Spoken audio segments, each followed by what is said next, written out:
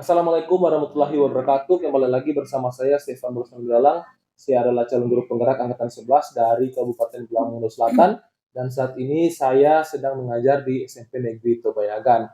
Dan pada saat ini saya sudah bersama dengan Ibu Guru Titi Karmila Lasabuda, Ibu Guru sebagai guru BK di sekolah kami dan dia akan melakukan pembelajaran bimbingan klasikal di dalam kelas. Dan sebelum itu tentu saat ini kami akan melakukan pra supervisi atau pra observasi sebelum Ibu masuk di dalam kelas.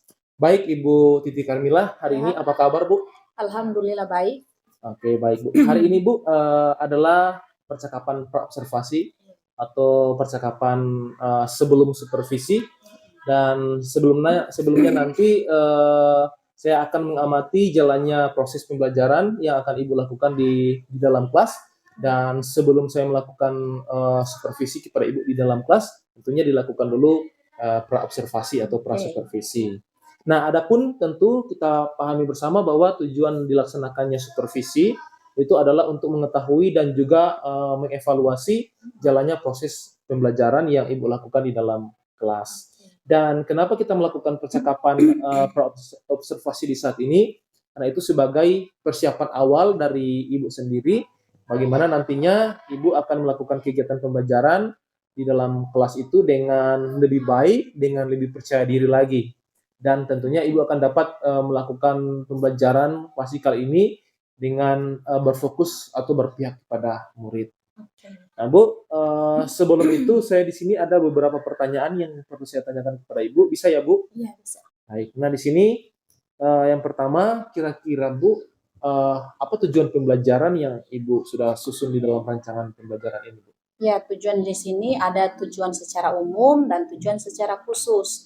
Tujuan secara umum itu peserta didik mampu menentukan sekolah lanjutan karena topiknya di sini kan tentang pemilihan sekolah lanjutan. Jadi tujuan secara umumnya siswa menentukan sekolah lanjutan sesuai dengan kompetensi mereka atau minat bakat.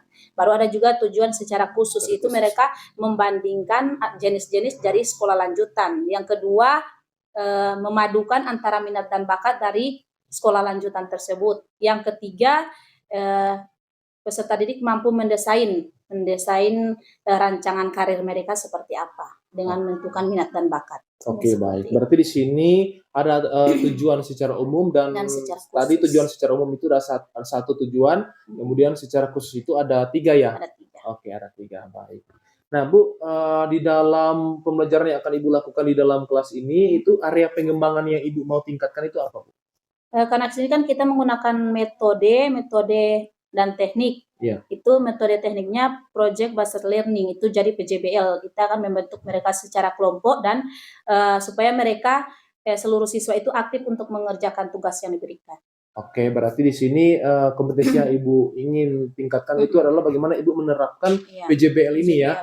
Oke, baik. Untuk berkolaborasi, setiap siswa itu pasti dalam satu kelompok itu mereka berkolaborasi tentang tugas yang diberikan. Oke, baik. Luar biasa sekali ya untuk area pengembangan yang Ibu ingin kembangkan ya.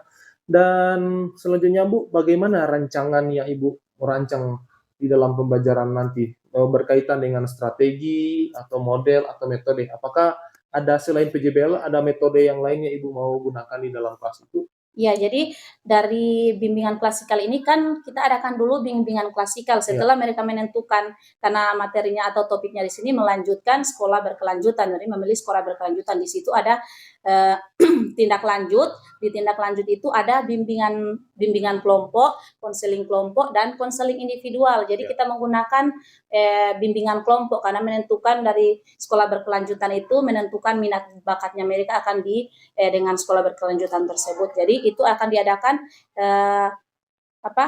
tindak lanjut. Jadi kita akan menggunakan tindak lanjut itu akan menggunakan bimbingan kelompok seperti itu. Oke, berarti di sini ada strateginya yaitu bimbingan kelompok baru ke individu ya, seperti itu.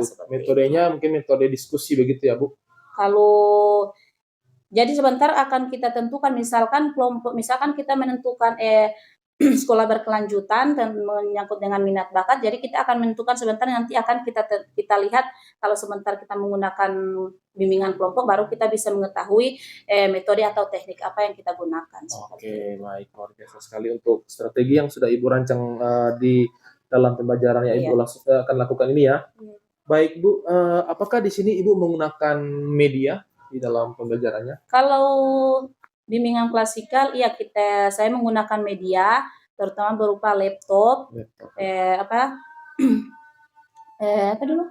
PowerPoint ya? PowerPoint, ada juga karena materinya kan ada di situ menggunakan PowerPoint dan juga ada ice breaking-nya. Jadi Iya. kita menggunakan media seperti itu untuk menggunakan di kelas. Oke, baik. Nah, kira-kira nih Bu, kapan nih Ibu akan melaksanakan kegiatan ini di dalam kelas? Minggu depan Minggu perpisahan hari Hari Selasa. Selasa ya, tanggal 5 kalau nggak salah itu ya? Iya ya, tanggal 5. Tanggal 5 November itu ya? Iya. Oke, baik. Bu, nanti sesudah praobservasi ini mungkin pada minggu depan itu akan ada observasi di dalam kelas dan saya akan masuk di dalam kelas Ibu untuk mengamati pembelajaran yang Ibu lakukan di kelas ya, Bu. Iya, siap. Nah, ini pertanyaan terakhir Bu yang akan saya tanyakan. Kira-kira apa yang Ibu dapatkan dari hasil percakapan kita hari ini, Bu? Alhamdulillah ini jadi pengalaman untuk saya supaya ke depan dari hasil menggunakan bimbingan klasikal ini, misalkan ada yang kurang dari ini itu bisa maksudnya kayak jadi ini satu Masukan begitu. masukan. Iya. Kira-kira dari bimbingan klasikal ini ada yang kurang, boleh ditingkatkan kembali, ada yang kira-kira yang bisa mau diperbaiki, seperti itu. Oke, baik. Luar biasa sekali ya untuk percakapan praobservasi di hari ini, Bu. Dan saya doakan semoga untuk praobservasi ke depan itu untuk observasinya bisa sukses dilaksanakan, Bu, pada hari Selasa. Dan Ibu bisa mendapatkan hasil terbaik di dalam pelaksanaan pembelajaran di kelas dan siswa juga akan dapat menentukan ya masa depan mereka bagaimana terkait dengan pembelajaran yang akan Ibu lakukan. Barangkali Bu, untuk pertemuan di hari ini sampai di sini dulu. Terima kasih sama-sama. sudah melakukan praobservasi bersama saya. Assalamualaikum warahmatullahi wabarakatuh. Waalaikumsalam warahmatullahi wabarakatuh. Baiklah anak-anak, sebelum kita memulai kegiatan hari ini, terlebih dahulu kita akan berdoa. Doa dipimpin oleh Viviola. Silakan Viviola.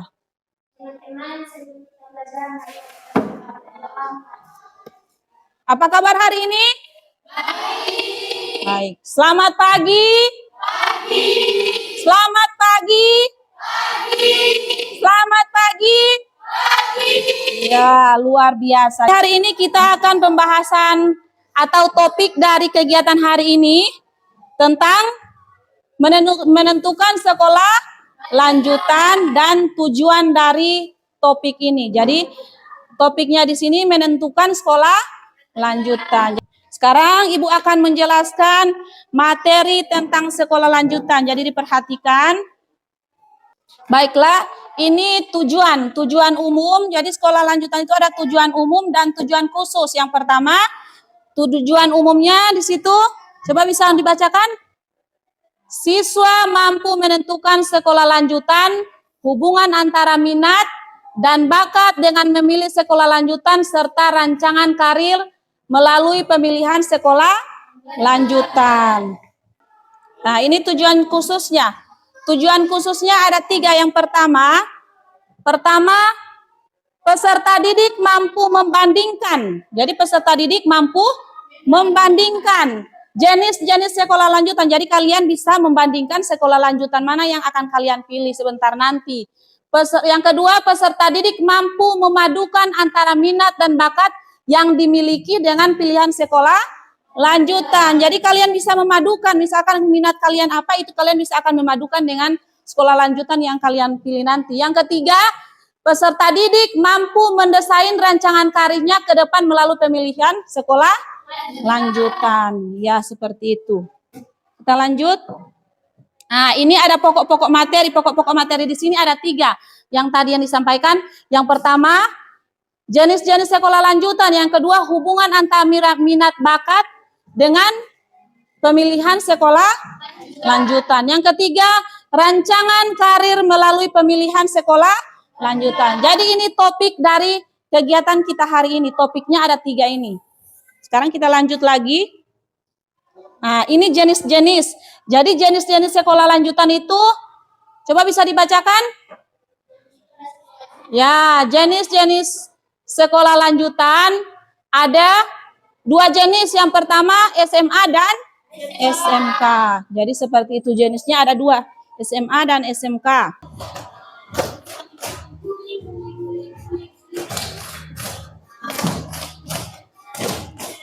Ini ibu akan membuat kelompok.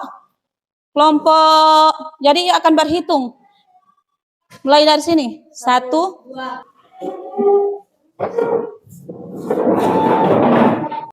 Video tadi tentang materi sekolah lanjutan. Kira-kira ada yang ini? Dari sekolah lanjutan, ada yang bisa menentukan sekolahnya di mana? Nah, ini.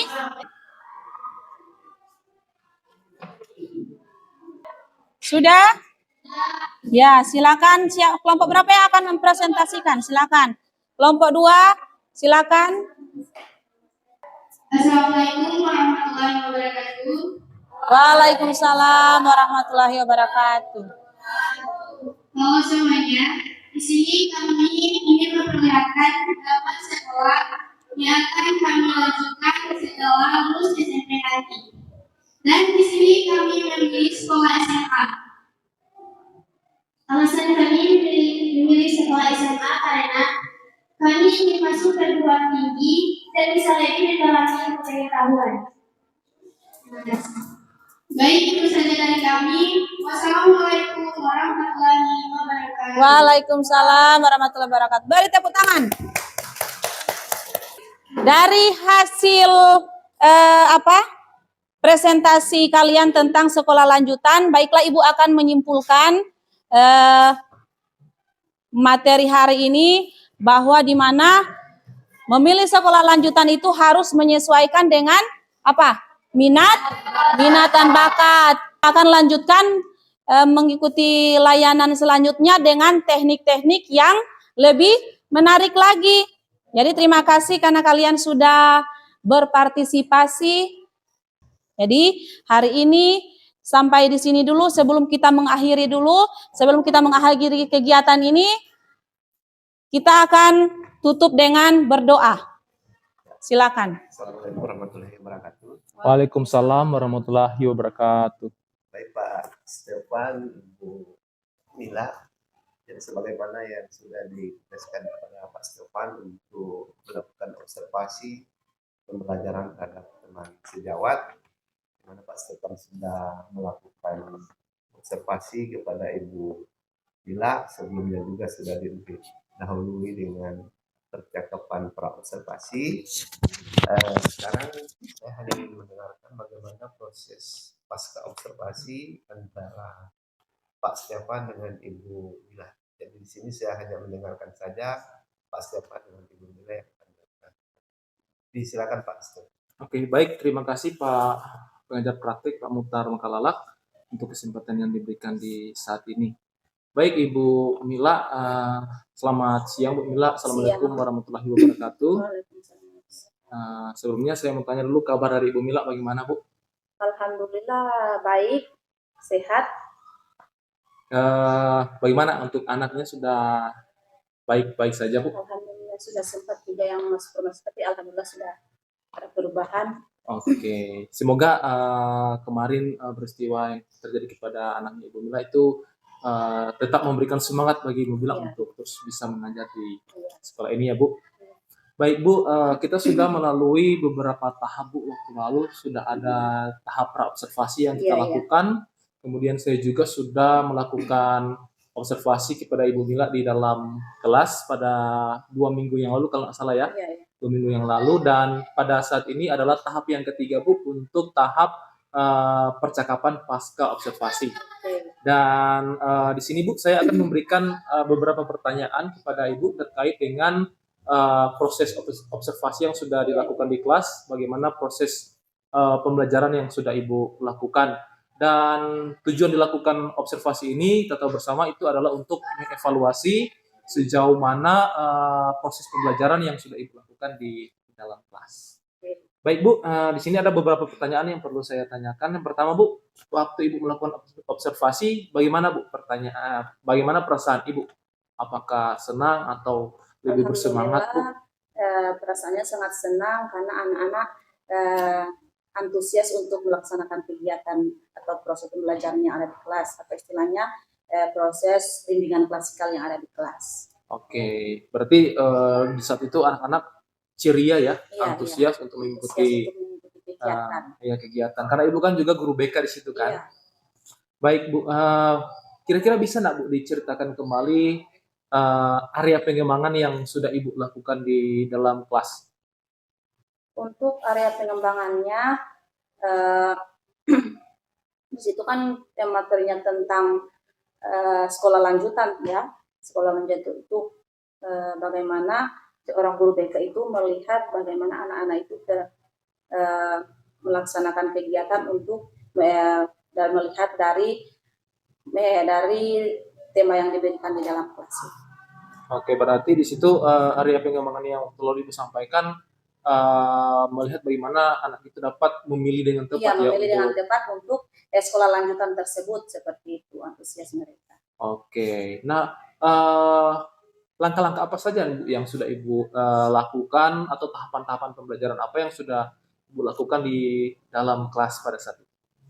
Ya, untuk tahapannya karena itu menyangkut sekolah lanjutan untuk anak kelas 3. Jadi tahapan-tahapannya itu dalam kegiatannya itu kita mengadakan yang namanya kegiatan di mana mereka menentukan sekolah lanjutan dengan mengadakan untuk pembentukan kelompok, dan masing-masing di situ dibagi dalam 3 kelompok. Dan di situ ada kegiatan yang mereka buat untuk menentukan sekolah yang lanjutan. Jadi diberi kegiatan untuk menggambarkan satu proyek itu untuk pilihan sekolah lanjutan apa yang mereka buat. Oke, baik. Nah, apakah area pengembangan yang sudah Ibu lakukan di dalam kelas itu sudah berhasil tidak Bu dilakukan di dalam kelas?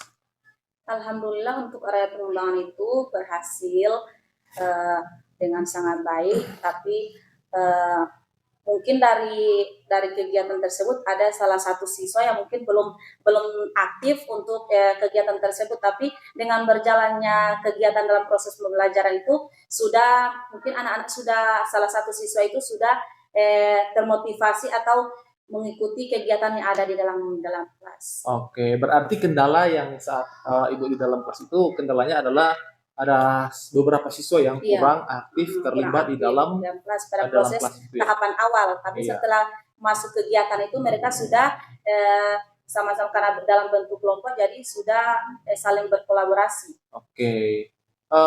Menurut Ibu yang Ibu temui di dalam kelas itu siswa kurang aktif itu apa alasannya Bu? Mungkin pemahamannya pada saat proses kegiatan itu ada salah satu siswa mungkin masih maksudnya belum terlalu memahami materi yang disampaikan ketika ketika sudah dibuat kelompok atau dibuat materi yang ini, tapi anak itu juga dia bakatnya di menggambar. Jadi ketika dia kegiatan proses pembelajaran itu ada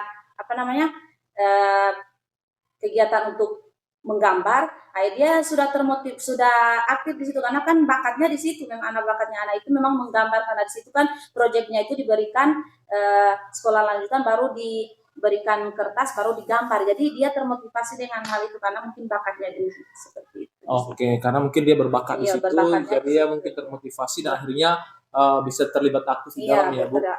Nah, kira-kira Bu apa yang Ibu lakukan sampai selain daripada dia memang berbakat, ada enggak sentuhan yang Ibu lakukan kepada peserta didik yang mungkin kurang aktif di dalam kelas tersebut sehingga dia mungkin lebih termotivasi Bu di dalam kelas sehingga dia lebih aktif lagi? Saya sebagai guru juga sekaligus guru BK memberikan pendekatan tertentu untuk siswa tersebut. Kira-kira pendekatan yang seperti apa nih Bu? Pendekatan secara langsung, maksudnya interaksi antara siswa dengan guru itu kira-kira masalah, misalkan ditanyakan kenapa sampai tidak konsentrasi dalam mengikuti kegiatan, jadi ditanyakan seperti itu. Oke, berarti di situ Ibu melakukan pendekatan membangun komunikasi yang lebih secara efektif dengan siswa tersebut ya, sampai dia bisa terlibat aktif di dalam itu ya.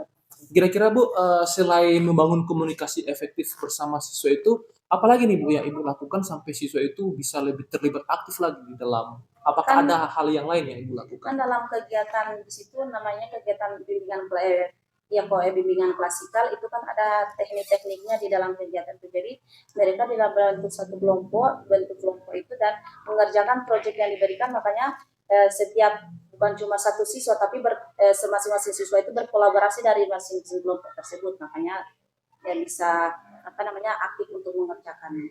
Oke, baik, luar biasa sekali untuk apa yang sudah Ibu lakukan menurut saya di dalam kelas ya untuk mengaktifkan siswa yang kurang aktif Yang kurang tersebut. Nah, kira-kira Bu ke depan ini Bu ada nggak solusi-solusi yang lain yang Ibu pikirkan untuk membuat siswa terus-menerus aktif dalam kelas? Kan mungkin bisa saja di dalam kelas tersebut karena tadi seperti yang Ibu sampaikan siswa itu mungkin berbakat di menggambar, Iya. jadi dia Ibu berikan pendekatan komunikasi, dia langsung bisa aktif Iya, dan iya. bekerja bersama dengan kelompoknya. Nah, kira-kira ke depan kalau misalnya Ibu menemui ada siswa yang mungkin bakatnya di menggambar tidak ada, kemudian dia tidak aktif nih, apakah ada pendekatan yang lain yang Ibu terpikirkan untuk Ibu lakukan Iya, kepada ada. siswa? Seperti apa bisa Jadi diceritakan? di sini kan saya sebagai guru BK awalnya kita akan mengadakan bimbingan klasikal dari kegiatan atau tema tentang memilih sekolah lanjutan, makanya tindak lanjut yang saya akan berikan itu namanya bimbingan bimbingan kelompok. Jadi dari siswa-siswa yang mungkin karena di satu siswa itu kan ada yang Ibu saya belum paham atau bakat dan minat saya untuk melanjutkan sekolah lanjutan itu seperti apa. Jadi langkah-langkah untuk tahap selanjutnya itu akan adakan namanya bimbingan kelompok. Di bimbingan kelompok itu saya akan bentuk dalam misalkan ada siswa yang belum paham bakat saya minat saya itu di mana. Jadi itu akan namanya tindak lanjut. Tindak lanjutnya seperti akan adakan bimbingan kelompok seperti itu. Oke, berarti jadi bimbingan klasikal yang Ibu sampaikan sampai tadi. ke tahap untuk tindak lanjutnya di bimbingan kelompok. Oke, baik. Nah, jadi ke depan nih kira-kira kapan nih Ibu mau lakukan ini untuk Ibu katakan tadi bimbingan kelompok? Insya Allah kalau memang waktu yang melihat waktu saja kapan itu, karena sekarang juga kan memang anak-anak kan juga termotivasi dengan jadi mungkin minggu depan. Oke, berarti minggu depan Ibu akan melakukan lagi Iya, untuk bimbingan bimbingan kelompok kelompok. yang dimaksud itu ya? Tapi bimbingan kelompok itu beda juga dengan kegiatan layanan yang bimbingan klasikal. Kalau bimbingan klasikal kan secara umum, tapi kalau bimbingan kelompok itu dia hanya beberapa siswa saja untuk yang diambil di situ. Oke, berarti kelompok-kelompok yang lalu yang di bimbingan klasikal yang Iya. mungkin Ibu sudah bentuk itu akan Ibu bimbing lagi akan dipilih Iya. beberapa siswa yang akan diambil untuk melanjutkan ke bimbingan kelompok. Oke, tapi masih dalam materi yang sama ya Bu? Iya, materi yang sama untuk Oke. melanjutkan ke jenjang yang selanjutnya. Oke, baik Bu. Kira-kira di situ ada nggak yang Ibu libatkan untuk membantu Ibu di dalam proses Ibu mungkin merencanakan rencana pembelajarannya Ibu, atau namanya itu apa ya, RPL atau apa itu namanya ya untuk BK ya? Apakah ada yang Ibu libatkan di situ mungkin? RPL. Ya, RPL ya, RPL. Ada nggak yang Ibu libatkan di pembuatan RPL sehingga lebih membuat Ibu lebih pas untuk memberikan itu di dalam kelas?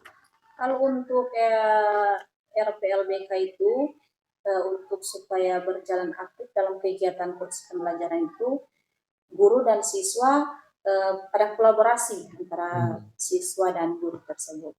Oke, berarti di situ mungkin cuma Ibu libatkan cuma siswa di dalam ya? Iya, tidak ada kan guru yang lain yang Ibu libatkan untuk membantu Ibu sama-sama merancang RPL yang Ibu maksud itu? Kan di sini ada dua guru BK ya di SMP Kebayagan.